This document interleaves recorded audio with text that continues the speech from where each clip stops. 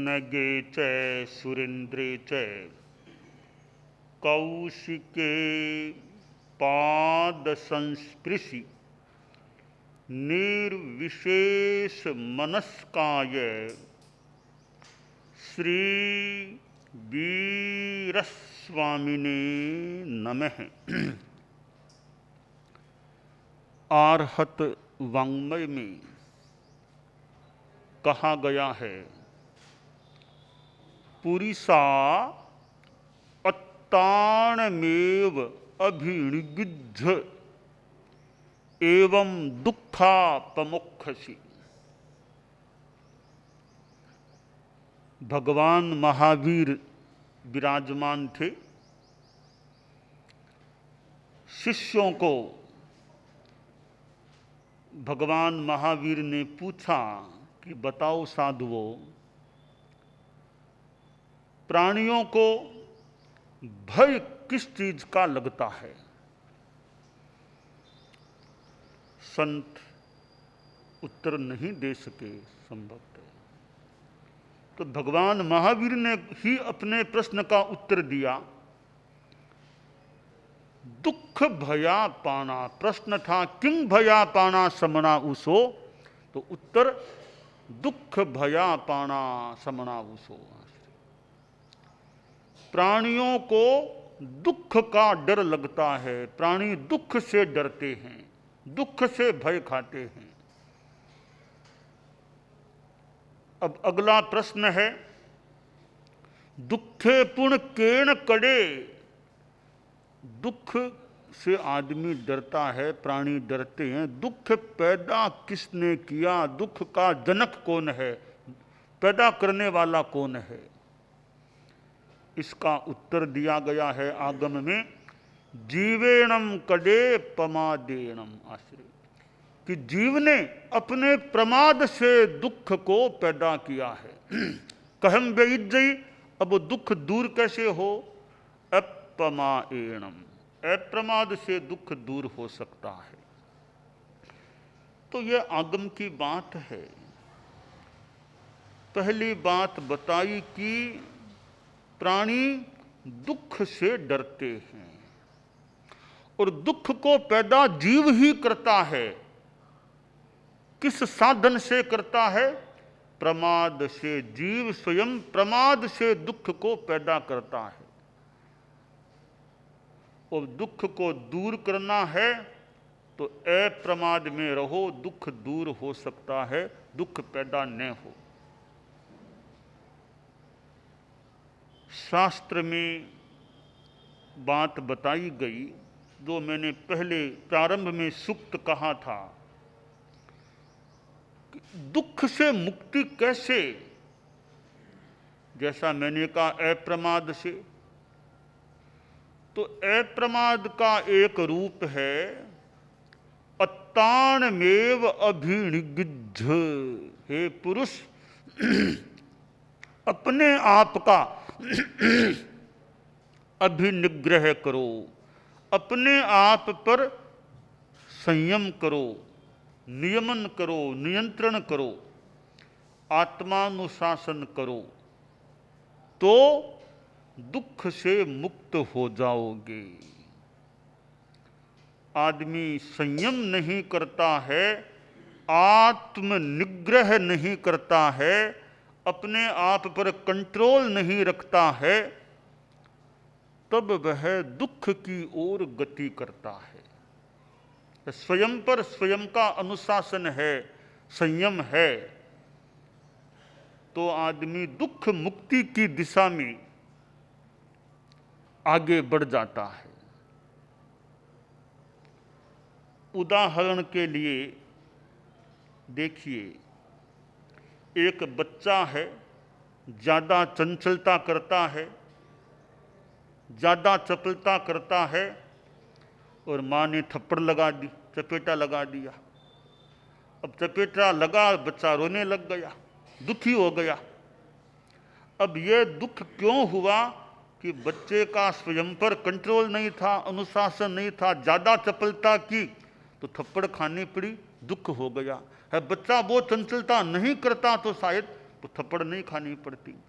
तो स्वयं पर स्वयं का अनुशासन है तो दुख न हो, अनुशासन नहीं है तो दुख हो सकता है। गुरु के पास शिष्य है, बड़ा विनीत है, अनुशासित है, तो गुरु का भी बड़ा प्रसाद मिलता है, शिष्य बड़ा आनंद में रहता है। एक दूसरा शिष्य कुछ विनीत कम है, चंचल भी है, तो यदा कदा गुरु की ओर से मान लो कभी कभी कहा जाता है, कुछ उलाहना मान लो दिया जाता है, वो साधु थोड़ा फिर फील भी करते रहे मुझे कड़ा कह दिया। क्यों हुआ कि स्वयं पर स्वयं का अनुशासन नहीं था। तो प्रमाद है तो दुख पैदा होता है, अप्रमाद है तो आदमी दुख से दूर रह सकता है। स्वयं अपना संयम आदमी करे, यह बढ़िया बात है।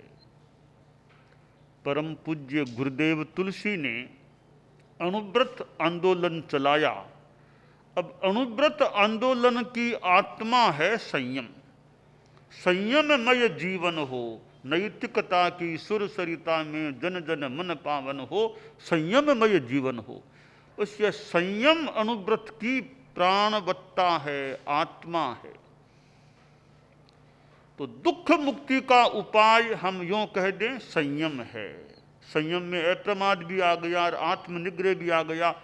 संयम दुख मुक्ति का उपाय है, सुख का साधन है संयम की साधना।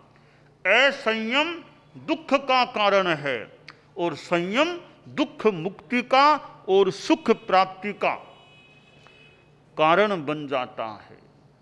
जितना त्याग बढ़ेगा, संयम बढ़ेगा, सुख मिल सकेगा।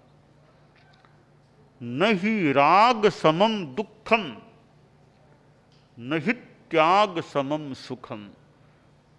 सुक्त है, राग के समान दुख नहीं है और त्याग के समान सुख नहीं है। जितना राग है पदार्थों में और चीजों में राग है, तो राग से दुख पैदा हो सकेगा। जिसके प्रति राग है उसका वियोग हो गया तो आदमी दुखी बन जाता है। तो राग दुख का कारण है और त्याग सुख शांति का कारण बन जाता है। राग से दुख होता है। एक वो सन्यासी कथाकार था, प्रवचन कथा था तो गृहस्थी, पर वो कथा प्रवचन किया करता था, शास्त्रों का जानकार भी था। तो एक दिन वे प्रवचन कर रहा था, कथा बांच रहा था, तो कथा बांचते बांचते रोने लग गया। श्रोताओं ने देखा, रे क्या कोई दर्द हो गया पेट में, क्या हुआ, रोने कैसे लग गए हैं। तो एक जो मुख्य गांव का आदमी था वो आगे आके बोला कि क्यों, आपके कोई तकलीफ है क्या स्वास्थ्य में, ऐसे कैसे कर रहे हो। कहीं शरीर में कोई तकलीफ नहीं है, थोड़ा मन में आ गया। क्या आ गया बताओ, कोई क्या समस्या, हम ध्यान दे क्या बात है आपकी। तो और क्या बात है, वो ये मेरे परिषद में सामने एक वो लड़का बैठा है ना, इसके बाल बड़े काले काले बाल हैं। इसके लड़के की ओर मेरा ध्यान गया, काले काले बालों को देखा, मुझे मेरा बकरा याद आ गया। और 10 दिन पहले मेरा बकरा मर गया था, बड़ा प्यारा बकरा था मेरा। तो उसकी याद आने से वो मुझे मोह आ गया, मैं रोने लग गया। अब वो बकरे से भी राग था तो वो दुख हो गया। तो राग के समान दुख नहीं है और त्याग के समान सुख नहीं। त्याग है, संयम है, आदमी सुख और शांति में रह सकता है। जीवन में संयम की साधना करनी चाहिए। खैर साधु के तो जीवन ही संयममय होना चाहिए, परम संयम कर दें, विशेष संयम होना चाहिए। जहाँ हिंसा का त्याग, झूठ का त्याग, कितने त्याग साधु के होते हैं। सावध्य योगों के त्रिकर्ण त्रियोग से त्याग होता है। साधु के तो खैर बहुत बड़ा त्याग संयम की बात है। तो आप लोग जो गृहस्थ हैं, गृहस्थों के जीवन में भी संयम रहेगा तो जीवन ही अच्छा नहीं रहेगा, आत्मा अच्छी हो जाएगी। और यहाँ भी ठीक और आगे भी अच्छा। जितना संयम रहेगा, रहन सहन, खान पान, चिंतन मनन वाणी, सब में संयम। देखिए यह संयम और साथ में तपस्या है। संयम तप का संचय करते रहना चाहिए, जितना हो सके संयम तप का हम संचय करते रहें। शास्त्र में कहा गया है कि एक आदमी है, वो अरण्य के मार्ग से जाता है, जंगल के मार्ग से। मान लो बीच में कोई ढाबा, भोजनालय, प्याऊ पानी कुछ नहीं है। अब साथ में वह न भोजन ले गया है न पानी है, आगे एकदम गहरा जंगल है। अब वहाँ न पानी है न भोजन है, लंबा रास्ता है। तो वह आदमी बीच में भूख और प्यास से संत्रस्त होकर प्राण तक उसके जा सकते हैं, क्योंकि साथ में पाथेय नहीं, वो अपाथेय है, भोजन पानी का पाथेय नहीं है। दूसरे आदमी के पास भोजन पानी सब व्यवस्था साथ में है, तो भूख लगने पर खाना खा लेता है, प्यास लगने पर पानी पी लेता है, आराम से रास्ता पार कर देता है, क्योंकि वह सपाथेय है, वो भत्ता भोजन पानी साथ में है। इसी प्रकार हमारी आत्मा अगले जन्म में जाती है, तो प्रश्न है साथ में क्या ले जाती है, साथ में क्या जा रहा है। पैसा तो साथ में जाता नहीं है। बहुत कमाए जिंदगी में हीरे मोती, बहुत कमाए जिंदगी में हीरे मोती, पर क्या कहूँ ए दोस्त कफन में जेब नहीं होती। क्या कहूँ ए दोस्त कफन में जेब नहीं होती। तो यानी पैसा धन तो आगे साथ में जाता नहीं है। ये धर्म का धन है, वो आगे काम आ सकता है। तो हम ये ध्यान दें कि आगे के लिए वो टिफिन, भोजन पानी की सामग्री सब तैयार है कि नहीं। भोजन वो सूटकेस तैयार ही रहे, जब भी जाना पड़े तत्काल सूटकेस हाथ में लिए रवाना हो गए आदमी। तो वो धर्म की सूटकेस, वो टिफिन कह दें, कुछ साथ पास में रहे, जब भी जाने का अवसर आया साथ में चला गया। त्याग और तप का टिफिन पाथेय वो आत्मा के साथ में होता है, तो आगे भी ठीक है। वो नहीं है साथ, मेरे पाप है साथ में, तो आगे भी कठिनाई है। तो संयम एक ऐसा तत्व है जो इस जीवन के लिए भी अच्छा और आगे के लिए भी अच्छा होता है। इसलिए गृहस्थ आदमी को भी जीवन में संयम तप करते रहना चाहिए। अब आप लोग गृहस्थ हैं, संयम तप किस रूप में कर सकते हैं। देखिए, संयम की दृष्टि से भोजन पर ध्यान दें कि नॉन वेज भोजन में नहीं, अंडा मांस मच्छी इस प्रकार का भोजन बिल्कुल नहीं, नॉन वेज नहीं। इधर ये नशीले पदार्थ हैं, शराब, गुटखा, सिगरेट, बीड़ी, खैनी आदि आदि, इनसे बचे रहने का संकल्प है, त्याग है। तो वह एक खान पान का आपके एक संयम हो गया।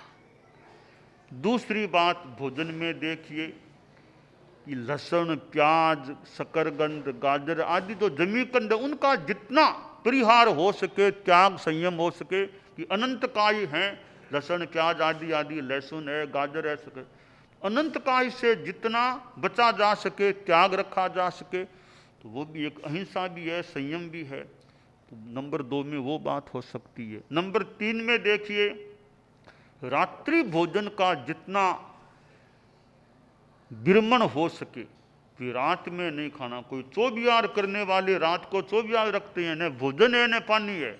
हमारे संत लोग हैं यानी चारित्रार्थ में जिंदगी भर का नियम कि रात में न भोजन और न पानी, चाहे मई का महीना हो चाहे जून का हो, गर्मी में भी नियम है कि रात में भोजन नहीं पानी नहीं। आप गृहस्थों में भी कई ऐसे मिल सकते हैं जिनके चौबिहार रात में न भोजन न पानी। वो तो बहुत ही बड़ी बात है। मान लो इतना संभव नहीं या मुश्किल है कि रात को बिना पानी तो नहीं रह सकते, तो पानी के सिवाय 3 आहार का त्याग कर दें, सूर्य अस्त से लेकर सूर्य उदय होने तक, कि पानी के सिवाय त्याग। कभी वो भी कठिन है, रात को दवाई लेनी पड़ती है, दूध लेना पड़ता है, और ऑफिस आदि से आने में लेट होते हैं तो रात में भोजन भी करना पड़ता है। तो ऐसे कर सकते हैं भी कि रात को 9 या 10 बजे के बाद न दूध है न भोजन है, ऐसे संयम कर लें। 9 या 10 बजे से लेकर सूर्योदय तक न भोजन न दूध, विशेष कोई स्थिति का अपवाद मान लें।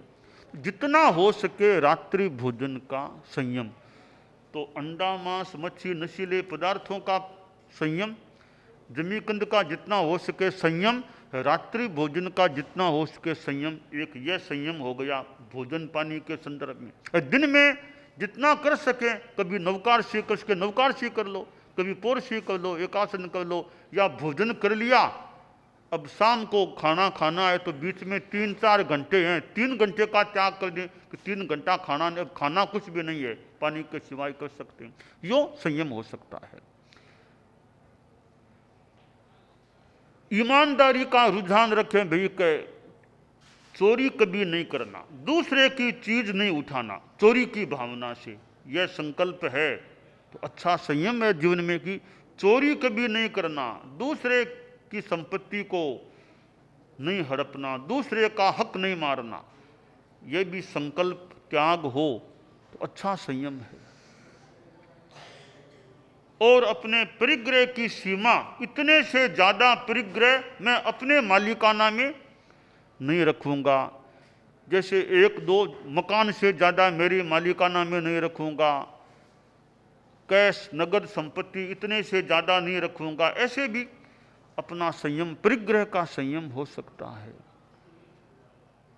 शिकार नहीं खेलूंगा, निरपराध को नहीं मारूंगा, ऐसे अनेक जो अनुभूत के भी ऐसे नियम हैं। ऐसे संकल्पों से, त्यागों से वो संयम पुष्ट हो सकता है। तपस्या में ये नौकारशी, पौरशी, उपवास है, स्वाध्याय है, ध्यान आदि आदि हैं, ये तप के प्रकार हैं। तो संयम और तप का हम संचय करते रहें। गृहस्थ लोग भी ध्यान रखें भी संयम तप का। आपकी भूमिका में गारहस्थ्य को तो आपको मान लो चलाना है, साधु बनना तो मुश्किल है, तो गारहस्थ्य में रहते हुए जितना संयम तप कर सकें वो करते रहें, अपना खजाना भरते रहें, संचय करते रहें, तो यह आगे भी काम आ सकेगा। तो शास्त्रकार ने कहा है, पुरुष अपने आप का अभिनिग्रह कर, इस प्रकार तुम दुख से मुक्त हो जाओगे। तो दुख मुक्ति का उपाय हो गया आत्मनिग्रह, संयम, अप्रमाद। यह साधना है, तप की साधना है, यह दुख मुक्ति का मार्ग है।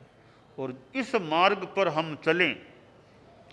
और मार्ग पर चलते हैं, कोई कहीं जाता है, कोई कहीं जाता है, और मार्गों पर चलते हैं, वो तो ठीक है, वो भी अपेक्षा हो सकती है। हम संयम के मार्ग पर, अध्यात्म के मार्ग पर चलने का प्रयास करते रहें।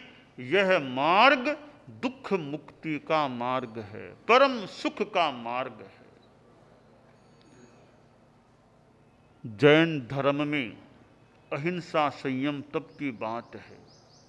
अनुव्रत ऐसा है तो जैन हो या अजैन, नॉन जैन कोई भी हो, आस्तिक हो या नास्तिक, कोई भी आदमी, जो गुरुदेव तुलसी अनुव्रत आंदोलन जो शुरू किया था, उस अनुव्रत की आचार संहिता, छोटे छोटे नियम हैं, वो तो नास्तिक आस्तिक जैन अजैन कोई भी आदमी उन संकल्पों को स्वीकार कर सकता है, अपनी आत्मा का उत्थान कर सकता है, सुलभ बोधि बन सकता है, या कभी सम्यक्ति भी नहीं है तो बन सकता है। तो इस प्रकार यह आत्मोन्नति का जो मार्ग है, इस पर हम चलते रहें तो दुख मुक्ति की दिशा में आगे बढ़ते रह सकेंगे। परम पूज्य आचार्य महाप्रज्ञ जी जो प्रेक्षा ध्यान कराते थे, प्रेक्षा ध्यान भी एक आत्मनिग्रह का उपाय है। कैसे शरीर की स्थिरता, वाणी का संयम, मौन और मन की एकाग्रता, मन वचन काया के संयम की साधना प्रेक्षा ध्यान में होती है। और फिर समता का भाव, केवल देखना, न प्रियता का भाव न अप्रियता का भाव, केवल देखना, स्थिर होकर ध्यान का प्रयोग करना, यह भी एक संयम की साधना है। तो शास्त्रकार ने बड़ा हमें मानो दिशा निर्देश दिया है कि अपने आप का अभिनिग्रह करो, निग्रह करो, संयम करो, इस प्रकार दुख से मुक्त हो जाओगे।